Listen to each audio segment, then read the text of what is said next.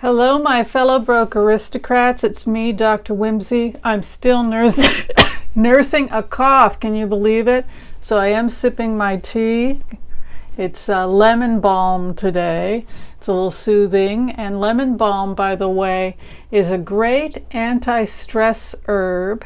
And that's actually what we're going to be talking about today, which is natural remedies for reducing stress on a budget. I think you're going to like it. So let's go ahead and get started. But let me take a sip of my lemon balm tea. And I love it because you don't have to add lemon to lemon balm because it already has that lovely lemony flavor. And lemon balm is similar family to peppermint. I believe they're in the same family.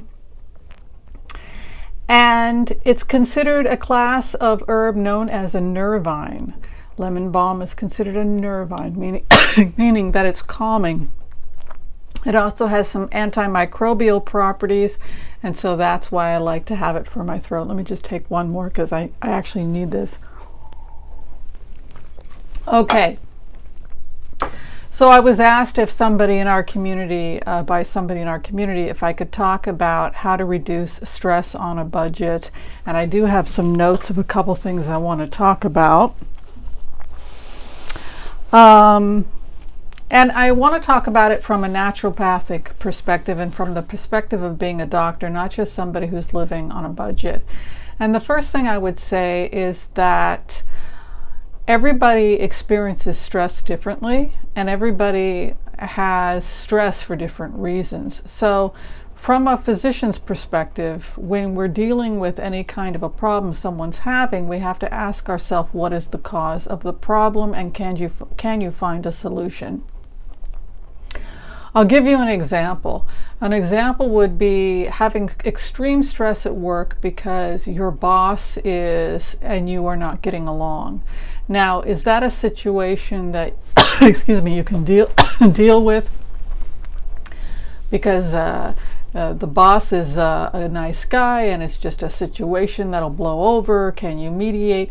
Can you deal with the situation? So finding the cause of what is leading to the stress in the first place and seeing if there is a realistic solution to the problem is the beginning of cure. That is how we treat illness as physicians. We find the cause of the problem, and then we either remove the cause. Sometimes a person will get well simply by removing the cause. For example, the joke when I was in pathology in medical school is the doctor who has the patient who keeps taking something and jabbing it in their eye, and he says, "Doctor, my eye hurts," and the doctor says, "Well, stop doing that." You know, like sometimes the cause is very, very obvious. So if you are someone who's dealing with stress and anxiety, it might be a good idea to make a list to find out what the actual things are that are causing you stress. Are you so close to the situation that you lack objective, or are you able to step back and objectively look at the situation?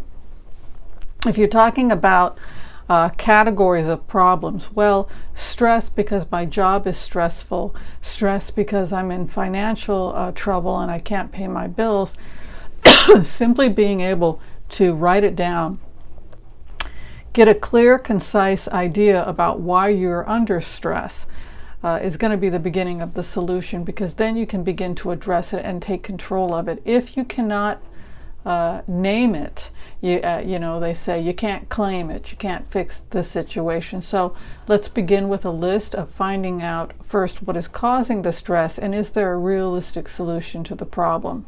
Now, if you're talking about financial stress, a lot of people feel a lot better. If you look at the Dave Ramsey program or any program, people talk about all the stress begins to reduce really rapidly as soon as they build that first budget and begin to live dramatically below their means, because they now are taking control of the situation that caused the stress in the first place. They're no longer out of control, they're taking control. They've named the problem. The problem was the financial situation, and then they've taken steps to correct the problem by placing themselves on a strict budget, maybe taking a second job. Even though that can be stressful in and of itself, we still see a reduction in stress because the person has taken control over the situation. Okay, so let's assume that you've now taken control of the situation, but you're still feeling some stress. What can you do in order to alleviate the stress? Well, there's a couple great things. The first thing that I like to do is I encourage people to look at their diet and to remove things in the diet that actually can cause aggravation and stress, starting with alcohol, recreational drug use. We do support sobriety here on Broke Aristocrats, removing any kind of recreational drugs that could be creating or aggravating an already stressful situation. Number two, you might want to start reducing caffeine. Caffeine can cause stress and anxiety and actually can increase your blood pressure by a few points. So if you already suffer from hypertension, you may want to think about reducing caffeine consumption. Third on the list is salt, reducing too much sodium from the diet, which can also cause an increase in blood pressure and lead to stress. And then I want to talk about exercise, simply going out and moving, even if it's walking. You don't have to join a gym. Goodness knows the Victorians didn't have gyms back in the day, but they did like to exercise, and they did have what was called gymnasium, where they would get together and they would do calisthenics and exercise, and they would sometimes do weight-bearing exercises. We love our Victorians, and we really learn about fitness and health from the Victorians because they felt it was important for improved health to take the time every day to engage in these kinds of physical activities. And they were really the first to introduce these types of activities to the West. Of course, the Eastern tradition was to do things like yoga or Tai Chi, but in the West we had our calisthenics, and we did just fine with that.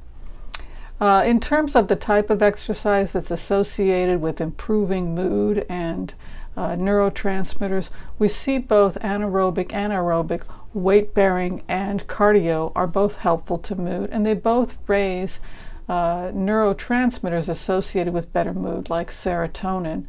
I also think being in nature can be very helpful. There's been some studies from the Japanese on what was known as forest bathing, and that was simply sitting in the forest in God's country and maybe praying, meditating, and sitting in a peaceful place. If you're a religious person, I try to meditate or pray when I'm in nature. That can be very uplifting. And that brings me to the second, or to the next topic of how to reduce stress, and that is a spiritual practice of some type that works for you, whether it's praying or meditating twice a day, attending church or religious services on a regular basis. And the other part that comes with that is gaining community. What I would add to that is having a supportive and positive community that is you can go to, that can give you emotional support when you are feeling stressed. All right, so additional things you can think about adding to that beautiful program we have for you, which is alcohol and drug-free life, a diet that is clean, that's low in sodium and caffeine, spending time exercising and in nature, being with supportive friends, finding activities that bring you joy, that help you unwind, like dancing. You may also want to do that. But I also like to do things like essential oils. I thought I would bring this out for you. And this is lavender. And there's been some interesting studies. There are clinical studies on the great things, benefits that we get from smelling beautiful smells. And lavender particularly is associated with decreased anxiety. People also have pleasant smells associated with things that are being cooked in their oven, like apple pie can create a nice feeling. Or baking bread can be another one that brings feelings of joy. A B complex in the coenzyme form has been studied, and that's because B complexes are necessary to make neurotransmitters. Magnesium citrate or magnesium glycinate can be taken usually before bed to help with sleep, and there's been some interesting studies on that as well. Tryptophan has been studied. People who consume higher amounts of tryptophan in their diet, you can take it in capsule form. Here's an example of that, or you can simply try and eat tryptophan-rich foods. You really want to talk to your doctor, though, before you do start taking tryptophan, as it is contraindicated with certain types of medications, particularly the mood-stabilizing medications. All right, that about wraps it up for me. Natural remedies and tips for reducing stress. And hopefully you enjoyed this tea time, and try the lemon balm tea. It's delicious, and it's a great relaxer if that's what you're looking for. All right, thanks for watching, everybody, and we'll see you next time. Take care. Bye-bye.